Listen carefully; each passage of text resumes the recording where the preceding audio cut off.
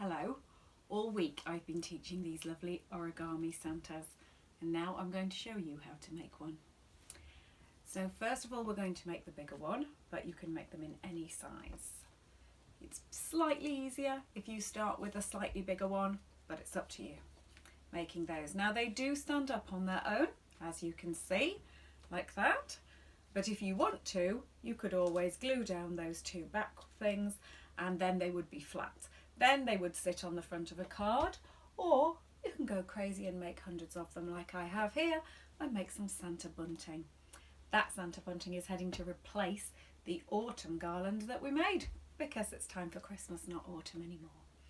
So what do we need to make them? All we need is one piece of white paper and one piece of red paper.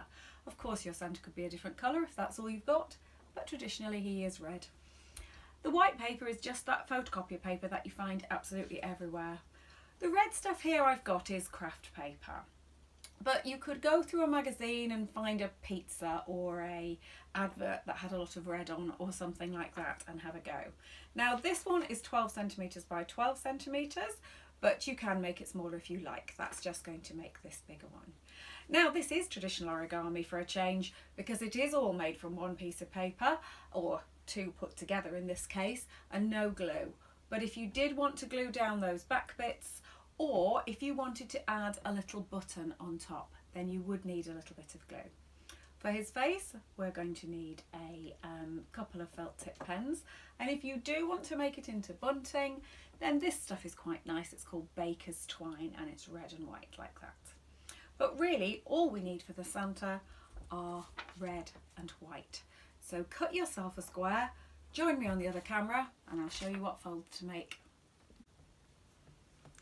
Hello, so here we are. This is our Santa that we're going to make. This is what he looks like on one side and this is what he looks like on the other side. So you can see that the flaps there are what help him to stand up if you want him to. So we are going to get our piece of red paper and our piece of white paper. So put it down so that it looks like a diamond facing you, with the red one on the bottom and the white one on the top. And then we're going to do the fold that we have done 100 times, where we turn this one to this one. And what are we going to make? We are going to make ourselves a really good fold. Anybody who's been following me since the beginning knows very well that a good fold is the secret to a happy life. So we make a good fold like that. Now don't worry too much if it's not perfect here. The good fold part is more important. And then we're going to open it back up again. Now I'm just switching from my demonstration so that you can see. Now ignore all the other folds and everything on there. I have drawn that line down the middle just so that you can see that that is what you're going for, but you don't need to draw anything. That's what you can now see here. So you open it back up again and you have that fold down the middle, okay, like you had. And now we are going to fold in this side. So we're matching it up with that line down the middle and we are making that fold, and each time we are folding both pieces of paper at the same time. So that is folding over. I'll just go back there so that you can see. So this edge is coming to this line. So we are folding like that. And it's important to make good folds because of course you're folding two pieces of paper at once. You're then going to do exactly the same thing on the other side. So you are going to bring that in so that it makes a kite shape. Now this part is going to be Santa's hat. So you need to decide whether or not you're happy to have this white stripe down the middle. Personally, I quite like that white stripe down the middle. So if you want to do it like that, that's fine. If you don't want that, make sure you fold it carefully so that the red is overlapping, so you're not seeing any white. You could even give that a little trim if you wanted to pull that up now and cut it if you wanted to. But I don't mind having that little bit of white. I think that that looks quite cool with that.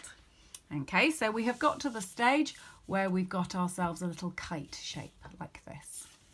Now we're going to turn this point here all the way over to this point here. So the whole thing's still folding both pieces of paper at once like this, all the way up to there, and then squashing down that good fold. I'll just do that again one more time for you. So it's this fold all the way up to there, like that, and you've now got a sort of house shape, a pentagon. So we've got our pentagon or house shape there. So just again making sure that you're squashing everything nicely down. Now we're going to bring the opposite, that point down to that point, the opposite of what we just did going upwards. So we're taking the point of that one. Now you know where the center is because you can still see your fold line. You might not be able to see it on the camera here, but you'll be able to see it on yours. So you're still going into the center there and squashing along. You can see him starting to look like Santa now, can't you? Excellent, there he looks like that. We still need to add the rim of his hat here now. And now we are going to fold this top part over like that to create the rim of his hat. That just makes it a little bit better. If you were doing this with some younger crafters and you wanted to stop at that point, it would be fine, but it looks even better if you just pull it down like that. That's now several pieces of paper, so you need to absolutely squash it like that when you're doing it. Now, if you fold over now onto the other side, you've got this part, and you're going to fold over. So I'm just showing you here. We're going to fold that down like that. Now you can do it from the front without turning it over because you can feel where that part is, and turn that one like that and give it all a really good squash. And there you've got Santa.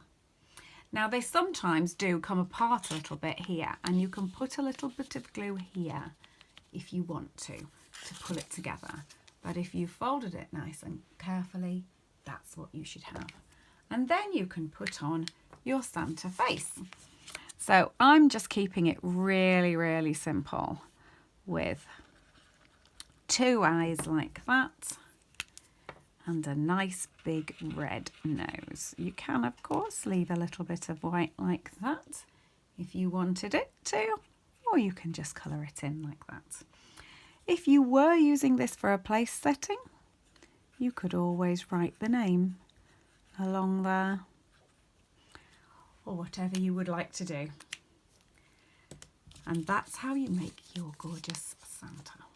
Now, if you did want to add a button or something like that on there, get out your glue gun and put that in. Some of the ones I have over on the bunting have got some different things on top, and I'll pull the camera along so that you can see what that looks like. But if you make them in different sizes, you can end up with Santa, Mummy Santa and Baby Santa all together. So once you've done that folding, Santa will stand up on his own. If you do want to add yourself a button or a bell or anything like that, it is best to get your glue gun out. But it's not necessary to do that. You could just leave it like that, or put little paper bubbles on, or anything you like. If you do want to squash him down to put him on a card, or for bunting like that that's against something, you can glue down or even sellotape down the back there if you're not going to be looking at it. Last week I said it was the last card, but of course you can make this into a card if you like. They could also be placeholders, as we've said before. If you've got a Christmas big enough to need to tell people where to sit, that could sit there too. So I hope you have lots of fun with that simple paper craft activity and make loads of Santas. And I will see you for our last Felicity Crafts Christmas next Sunday. Bye! So here is the bunting in a row. This one has himself a bell on the top. This one a lovely little snowflake. He's proud with nothing on. And then a button, and then a star. And all together they look really, really good.